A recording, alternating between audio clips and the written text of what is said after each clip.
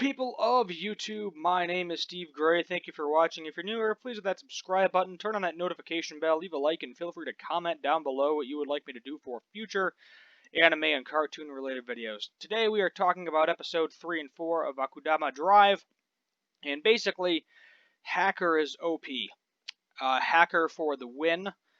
Basically, episode 3 is pretty much a setup for episode 4. Episode 3 is where the Black Cat kind of says, alright, here's the plan.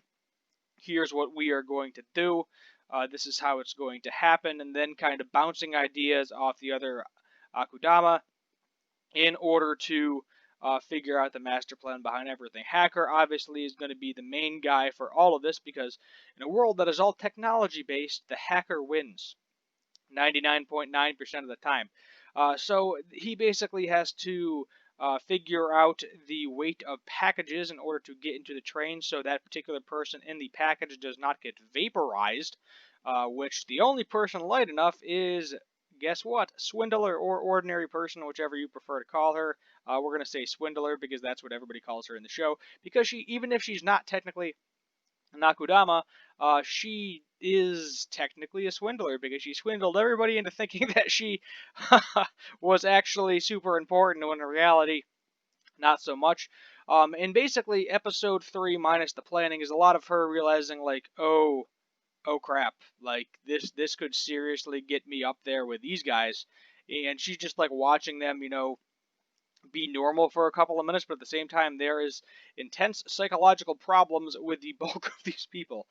For instance, Hacker, he dreams of going to Kanto, getting out of the current city because he thinks it sucks or whatever, and then he is definitely happy with everything else going on there. Moving on to Cutthroat here, if my computer wants to load. He is just kind of a crazy murderer. He is pretty much in love with the swindler at this point in time, but he is obsessed with blood. He loves seeing blood. He says it makes anybody pretty, even people uglier, like the executioners, when he is battling them at one point in time. And he has some extreme battle skills as well in these 2 episodes. He is going up against the head executioner, no problem at all. No problem at all. Honestly, I feel like if he was let loose completely and the brawler wasn't there to kind of step in at certain aspects of the fight, that he would have been able to fight through everybody quite easily and basically kill anybody that was in his way. Going back to Ordinary Person, Swindler, if it lets me click through it, she basically is semi-useless, but at the same time very helpful. So basically they get to a situation where, all the force fields are down. They call them different things, organic matter can't, or, objects that aren't supposed to be delivered basically just get terminated right away, so that way bad things like bombs and whatever else don't get set to the Kanto and mess everything up. So she ends up having to get in the box to get inside of this kind of specialized force field / tractor beam and turn it off right before Courier gets into it because they do a little miscalculation. Hacker says he's a little bit too heavy for the box. She's lighter. She makes a joke. Hacker saying you should never ask a woman for her weight, and I was like, I hope this isn't one of those modest things where she thinks she's less heavy than him, because Hacker's a pretty scrawny guy, and then she gets in it and gets vaporized, boom, and right there, her and Courier die instantly. But no, she is light enough to get in there. She proves usefulness to use her strength in order to basically turn it off and continue. She also learns that there's a shield at one point in time. They have to turn 2 elevator buttons on at the exact same time. She watches Cutthroat throw a couple of knives, and she has the idea to throw multiple knives over and over and over and over again, basically to break through the shield and use one of the knives in order to smack the button at the same time. Then she uses one of Hacker's drones in order to smash the final knife, because Cutthroat is out of knives, unfortunately. It throws it like a baseball, and boom, buttons at the same time. Hoodlum, if I can pull Hoodlum up here real quick. Doo-doot. he is also a very good hype man for Brawler. Basically, he's like, oh, I have 500 million years, blah blah blah. I think it maxes out at like 999, or possibly 1,000. I'm not exactly sure how they do it. If you need to serve 1,000 years or 999 years, it doesn't really make too much of a difference, in all honesty. But basically, he's hyping up the Brawler the entire time. He is definitely a decent hype man. He's the one who gets his face smashed against the elevator door button so they can both go up at the same time, as I said, because both of these buttons need to get hit at the exact same time or it will not work.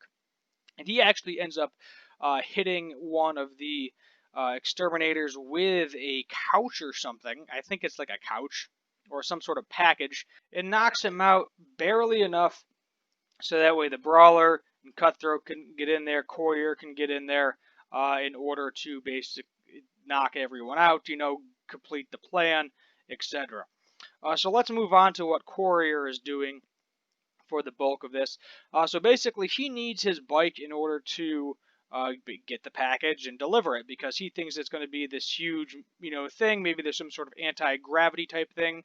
We get to see lasers being shot out of the front of the motorcycle multiple times throughout the show, which he ends up smacking with one of the executioners rather, and that puts them completely out for the count.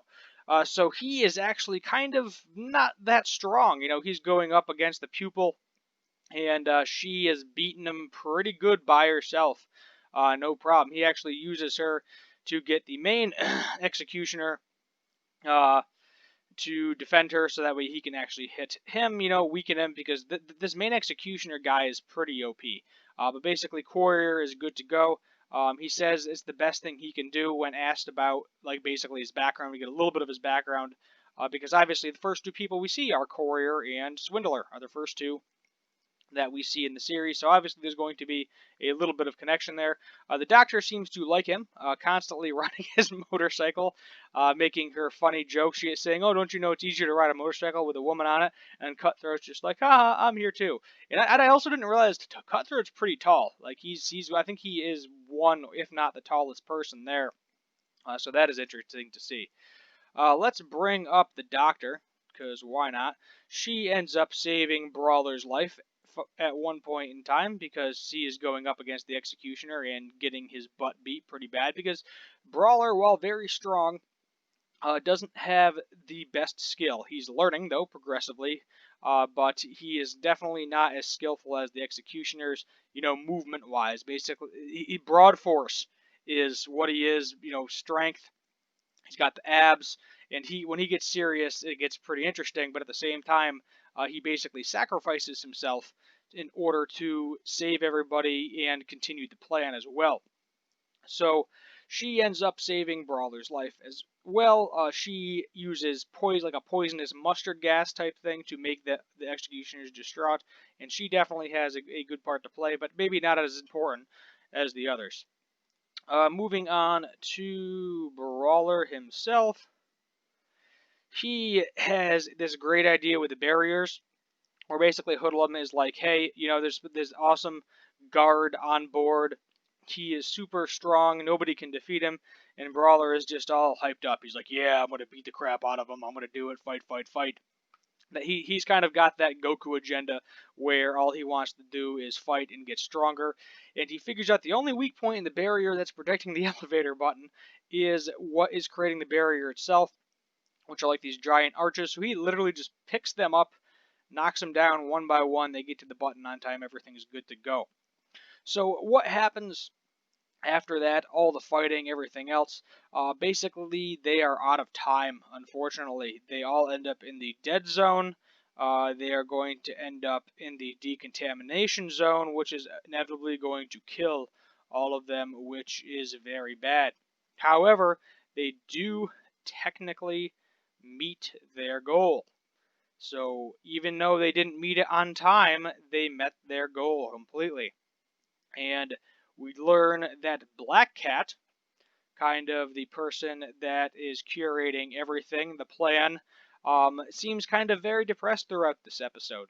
Swindler is actually trying to hype up the Black Cat, saying, "Oh, don't worry about it. You know, we'll get there, even if the time is off a little bit. Who cares? There's clearly passengers can now be on this train as well, so who cares if we're in the dead zone? And then we'll figure out how to get out of here before the decontamination zone. Not that big a deal, even though it is big a deal." And what happens after that is the Black Cat is actually a small boy. He's it's a child. We don't know much about the child. I haven't watched episode 5 yet. I'm sure some of you that have gotten to that point already are like, "Oh, I already know what that kid does and who he is." But it's him and his sister. And he is very smart because somehow, trapped in a vault, he was able to create this robotic cat, organize all of the Akudama together in order to save him and his sister.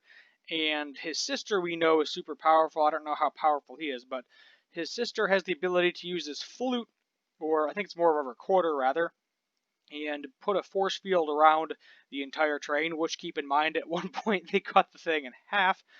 Courier is to thank for that, and the doctor is to thank for not getting everyone poisoned with radiation. She has this some sort of sticky, who knows, chemically thing that gets all over the train, seals it up tight, and you're good to go there. So that's pretty much how episode 4 ends.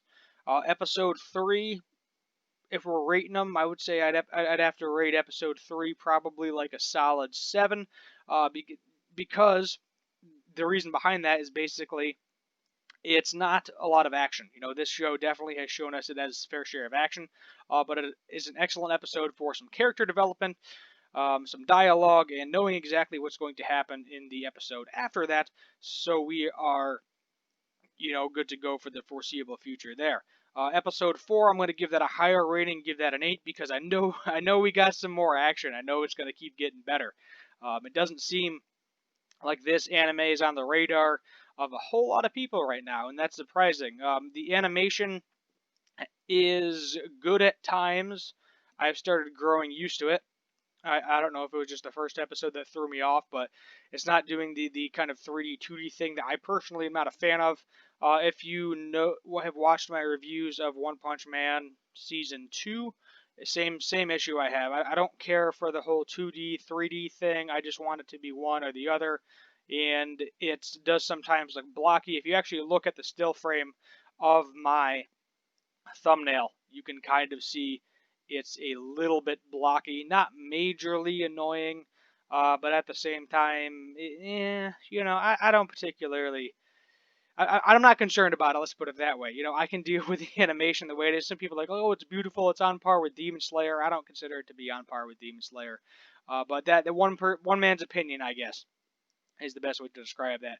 But what is going to happen next episode is we are probably going to see what this little boy is, what he wanted, and maybe he is an Akudama as well, because him and his sister, whatever names they are both locked up, like tighter than a rubber band. Like the amount of work they had to go through to get to these people, and I'm curious if they have the ability to power the friggin' train, because that would be something.